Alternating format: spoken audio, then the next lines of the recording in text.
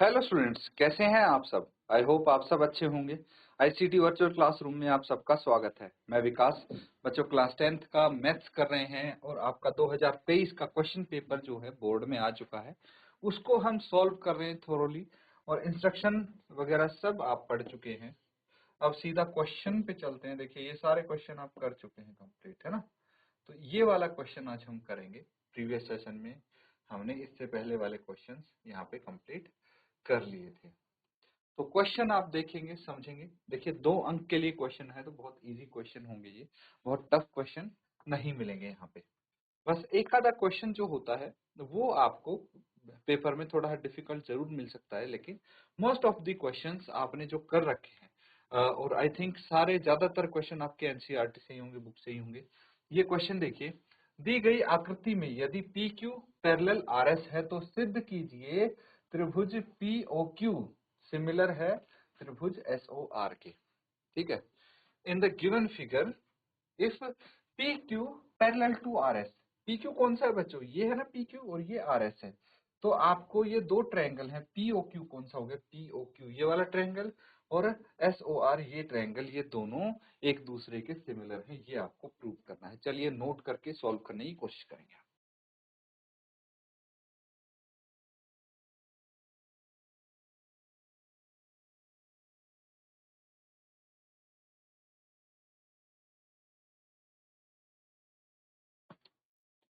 ठीक है बच्चों, क्वेश्चन अब सॉल्व करते हैं। ठीक है, वन बाय वन आपको यहाँ पे क्वेश्चंस देखने को मिलेंगे जो हम सॉल्व कर सकते हैं। चलिए शुरू करते हैं। सबसे पहले यहाँ ध्यान देंगे,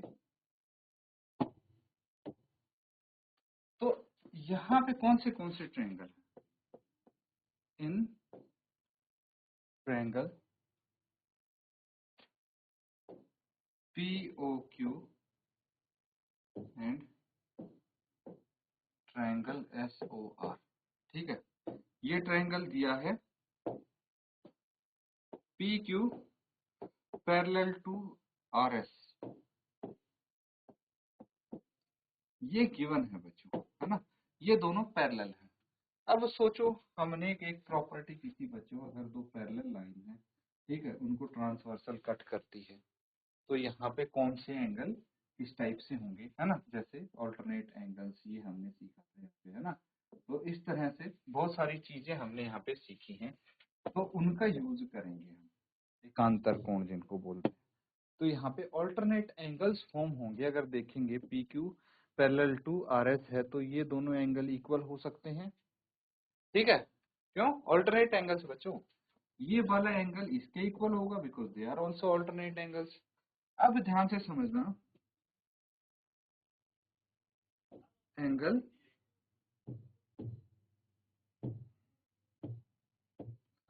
we can say angle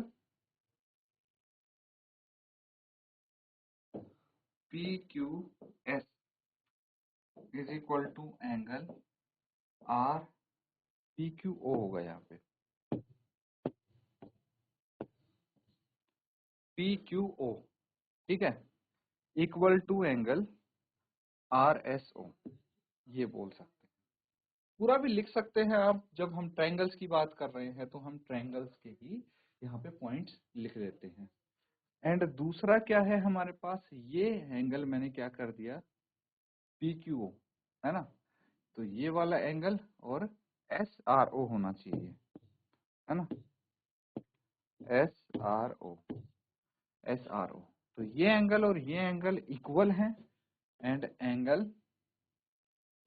Q P O equal to angle R S O. क्यों? बिकॉज ऑल्टरनेट एंगल्स, एकांतर कोण जिनको हम बोलते हैं। समझ गए? ए सिमिलैरिटी भी होता है हमारे पास, है ना, एंगल एंगल। लेकिन हमारे पास यहाँ पे तीसरा एंगल भी है जो कि इक्वल है, angle P O Q is equal to angle R O S या एस ओ आर। क्या है? वर्टिकली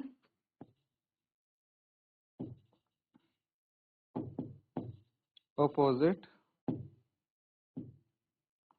एंगल्स, ठीक है। वर्टिकली अपोजिट एंगल, शीर्षाभिमुख कोण जिनको बोलते हैं, समझ में आ रहा है। तो अगर ये तीनों एंगल्स इक्वल हैं, corresponding angles, therefore triangle POQ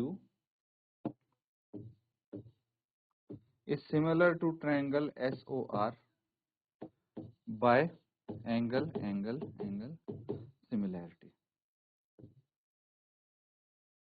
तो बच्चों एक चीज और है, अगर हम तीनों कोण नहीं लिखते ना, अगर हम लिखते बाय एंगल सिमिलैरिटी, तो ये भी वैलिड होता।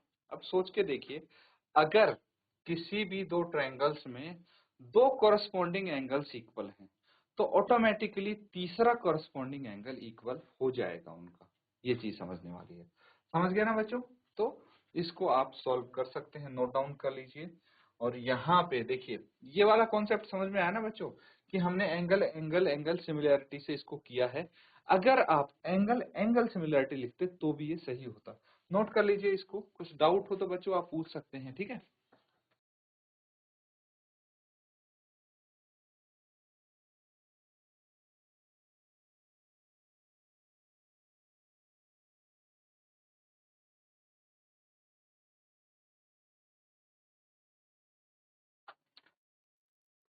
ठीक है बच्चों, अगला सवाल देखिए।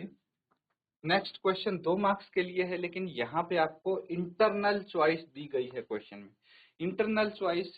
लेकिन यहाँ पे एक ही सेम चैप्टर से आपको चॉइस दी जा रही है कि प्रोबेबिलिटी है, प्रोबेबिलिटी आपको आना चाहिए। बस होता क्या है कि कई बार एक टाइप का क्वेश्चन है जो आपने स्किप कर दिया है, छोड़ दिया है, तो उसी चैप्टर से आप दूसरा क्वेश्चन यहाँ पे अटेम्प्ट कर सकते हैं। लेकिन फिलहाल हम प्रैक्टिस कर रहे हैं, तो दोनों के दोनों क्वेश्चन हम यहाँ पे सॉल्व करेंगे वन बाय वन। यहाँ पे सबसे पहला, इसमें 16 में क्या है, एक थैले में 3 लाल और 5 काली गेंद है। इस थैले से एक गेंद यदृच्छा निकाली जाती है, इसकी प्रायिकता क्या है कि गेंद लाल हो। बेसिक क्वेश्चन है, बिल्कुल स्टार्टिंग में जो आपके एक्सरसाइज में आते हैं वही वाले क्वेश्चन है। आई थिंक स्टार्टिंग के 6-7 क्वेश्चन के अंदर ये वाला आ गया होगा आपका। उसके बाद क्या बोला गया है, इन a bag there are 3 red balls and 5 black balls. A ball is drawn at random from the bag. What is the probability that the ball drawn is red? और वाला क्वेश्चन है, इसके बाद करेंगे। सबसे पहले आप मुझे क्वेश्चन नंबर 16 का जो सबसे पहले दिया है पार्ट, उसको सॉल्व करेंगे।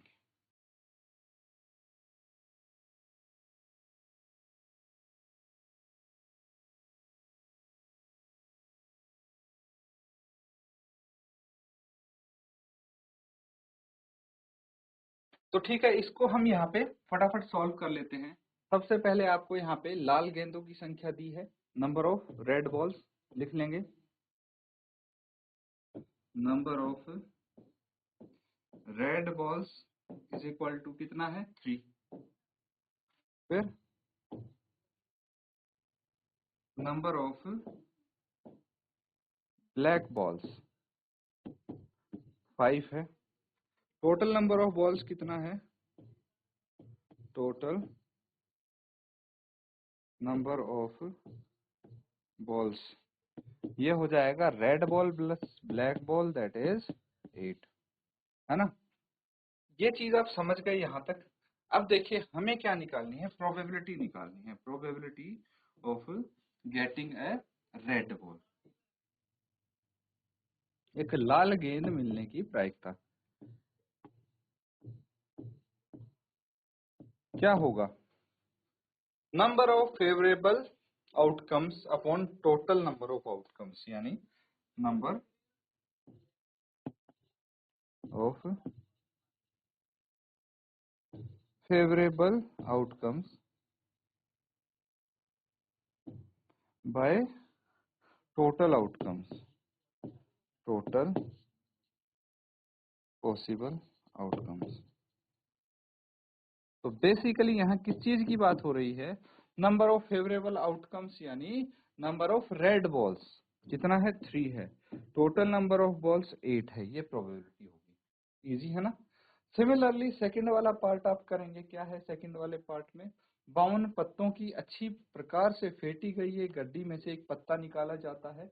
लाल रंग के बादशाह को प्राप्त करने की प्रायिकता ज्ञात कीजिए।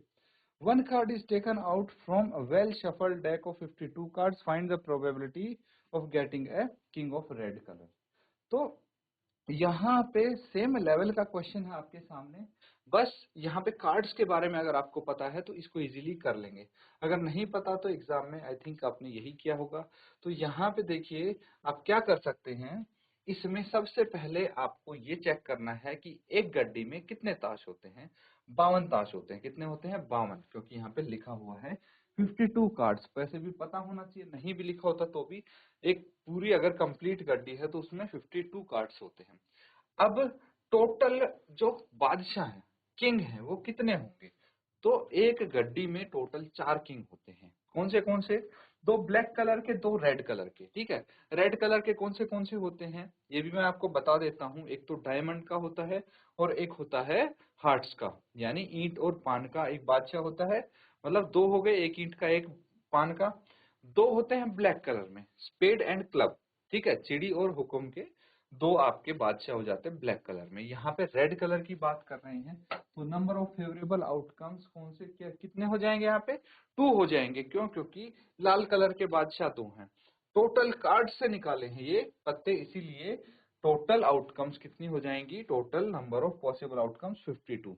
इजीली निकाल लेंगे इसको, नोट कर लीजिए ये वाला क्वेश्चन। और इसकी प्रोबेबिलिटी में डायरेक्ट लिख देता हूँ बच्चों, है ना। प्रोबेबिलिटी इसकी कितनी हो जाएगी? देखिए 2 है नंबर ऑफ फेवरेबल आउटकम्स, क्योंकि लाल रंग के बादशाह हमारे पास 2 हैं और टोटल 52 हैं। इसको कैंसिल आउट करेंगे तो ये आ गया 1/26। ये आपका आंसर हो जाएगा इस केस में, नोट कर लेंगे।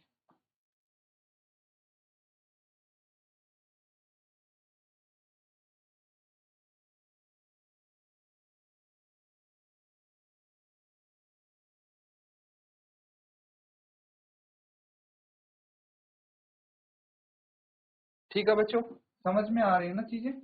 अब देखिए ये क्वेश्चन है आपके सामने अगला 17। ठीक है, आई थिंक ये आपके 4 मार्क्स के स्टार्ट हो गए होंगे क्वेश्चन, 4 मार्क्स ही। चलिए देख लेते हैं एक बार क्वेश्चन पेपर में चल के कितने अंक का ये आपका क्वेश्चन होने वाला है। सबको विजिबल है ना बच्चों क्वेश्चन? थोड़ा और मैं इसको छोटा कर देता हूँ। आइए क्वेश्चन पेपर में देखते हैं। अब आपके पास ये कर लिया है, क्वेश्चन नंबर 16 कर लिया है ना। तो 10 से 16 तक आपके 2 मार्क्स के क्वेश्चंस आते हैं और उसके बाद 17 से 4 मार्क्स के क्वेश्चन यहाँ पे आपके स्टार्ट हो गए हैं। 4 अंक का ये क्वेश्चन है, ध्यान से इसको समझेंगे, सॉल्व करने की कोशिश करेंगे। इसमें कोई विकल्प नहीं है, वैसे बहुत आसान क्वेश्चन है ये। चलिए वापस से हम अपने क्वेश्चन पे आ जाते हैं। मैं यहाँ पे मार्क्स लिख देता हूँ बच्चों। ये 4 अंक का क्वेश्चन है आपका। ठीक है, कितने अंक का? 4 अंक का है। याद आ रहा होगा ना कौन सा है ये? Pair of linear equation in 2 variables वाले चैप्टर से है ये क्वेश्चन। और यहाँ पे क्या बताना है आपको? भाई इक्वेशन को सॉल्व करना है, बेसिकली एक्स और वाई की वैल्यू बतानी है। नोट करके सॉल्व करेंगे इसको।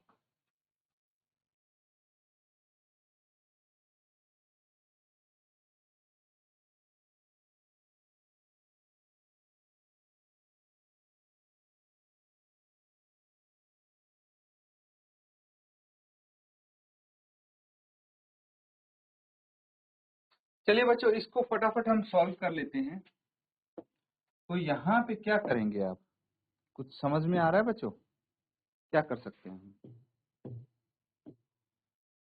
देखिए ये आपका क्वेश्चन है, इसमें मेरे को एक प्रॉब्लम लगी और कुछ नहीं। तो यहाँ पे 2/√x plus 3/√y is equal to 2। यहाँ पे आपको प्रॉब्लम होगी डायरेक्टली अगर सॉल्व करने लगे तो जो ये √x √y डिनोमिनेटर में है ना, इनकी वैल्यूज निकालने में। अब ये चैप्टर है, इसमें हम इनको सॉल्व करते हैं। जो भी आपके पास इक्वेशंस दी गई हैं पेयर ऑफ लीनियर इक्वेशन, कैसे सॉल्व करते हैं? याद आ रहा है कुछ इस चैप्टर से? भाई हमारे पास 3 मेथड्स हैं, 3 मेथड्स हैं। धीरे धीरे याद आ रहा होगा आपको। पहला मेथड क्या था? हमने कौन सा सीखा था? Substitution method. है ना, कौन सा सीखा था? Substitution method.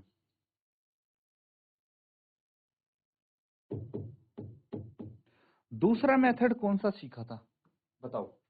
पहला तो है सब्स्टिट्यूशन मेथड, प्रतिस्थापन विधि इसको हम बोलते हैं।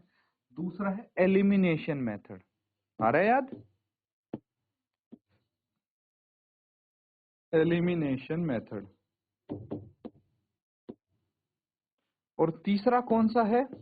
क्रॉस मल्टीप्लीकेशन, है ना बच्चों? ये सब याद रखना पड़ेगा आपको। क्रॉस मल्टीप्लीकेशन तभी एग्जाम्स में आप कर पाएंगे। ये बेसिक चीजें हैं। एक चैप्टर में छोटी छोटी चीजें हैं, बहुत ज्यादा वास्ट आपका सिलेबस नहीं है।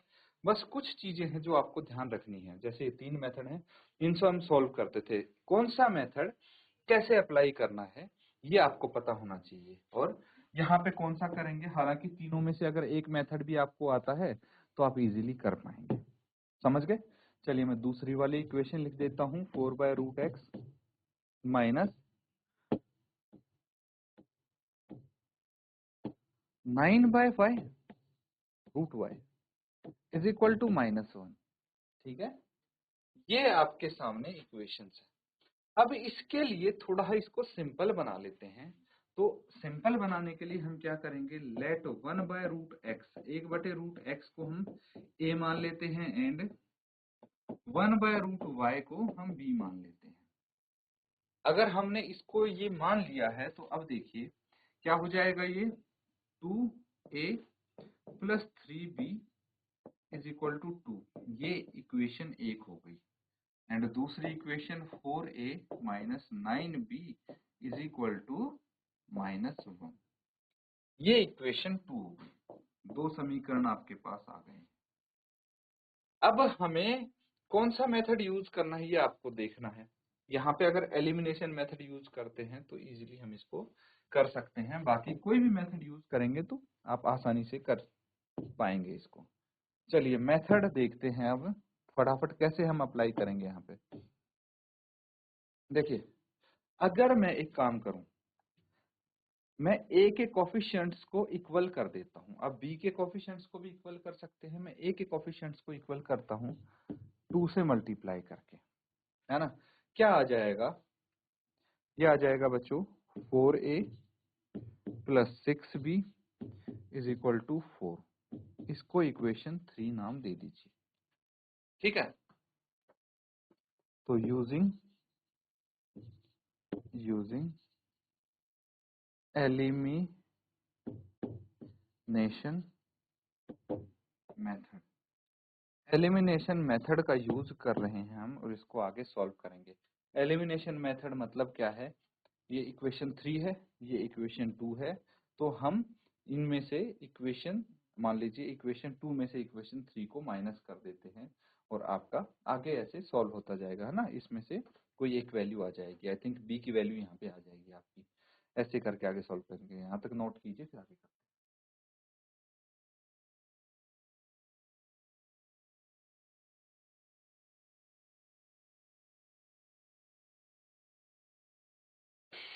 ठीक है बच्चों, कर लिया नोट डाउन? तो हम क्या करेंगे, सब्ट्रैक्ट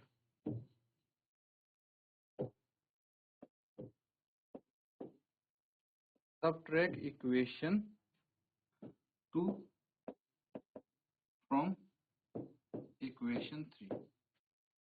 इक्वेशन 2 इक्वेशन 3 से माइनस कर देंगे हम, या इक्वेशन 3 इक्वेशन 2 से माइनस कर देंगे। कुछ भी कर सकते हैं, कोई दिक्कत नहीं है। तो अब लिख दिया है, तो इक्वेशन 2 इक्वेशन 3 से माइनस करना है 4a प्लस 6b, है ना। क्या है, 4a plus 6b is equal to 4। 4a plus 6b equal to 4। और ये क्या था, 4a minus 9b equal to, इसमें क्या था, -1, है ना, -1। ये हो गई आपकी इक्वेशंस। अब इनको माइनस करना है तो देखिए हम साइन इनके चेंज कर देंगे, है कि नहीं। ये दोनों आपस में कट गए, plus 4a minus 4a plus 6b और प्लस 9b कितना हो गया, 15b इज इक्वल टू 5। तो b कितना आ गया, 1/3। 5/15 है, 5 1 जा 5, 5 3 जा 15, तो b आपका आ गया 1/3। b की वैल्यू हमारे पास आ गई है बच्चों। एक काम करते हैं, b की वैल्यू किसी भी एक इक्वेशन में हम पुट करके देख लेते हैं। क्या करेंगे, put value of b in equation 3। Equation 3 में b की वैल्यू पुट करके देखिए क्या आता है आपका। तो यहाँ पे क्या है, 4a प्लस 6, b कितना है 1/3 इज इक्वल टू 4, है ना। तो इसमें वैल्यू अगर हम पुट करेंगे तो क्या आ जाएगा, ये आ जाएगा बच्चों 4a plus 2 is equal to 4।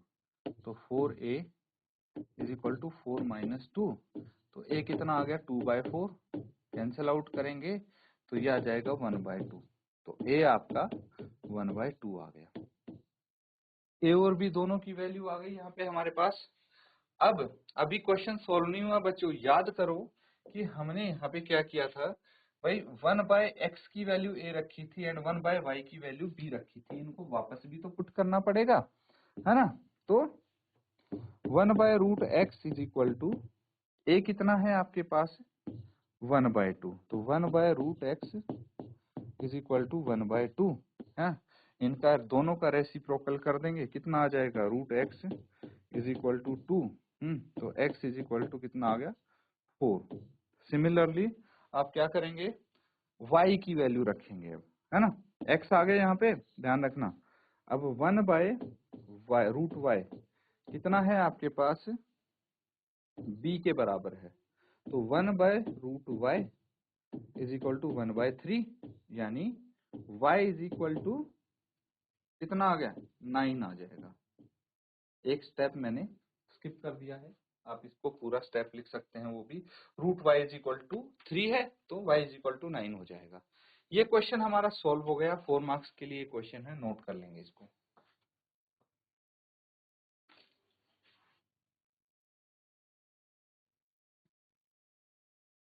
तो ठीक है बच्चों, आज हमने कुछ क्वेश्चंस प्रैक्टिस किए हैं 2023 के क्वेश्चन पेपर से, इनको अच्छे से रिवाइज करेंगे आप घर पे। इसी के साथ आज का सेशन यहाँ पे एंड करते हैं। Thank you and have a nice.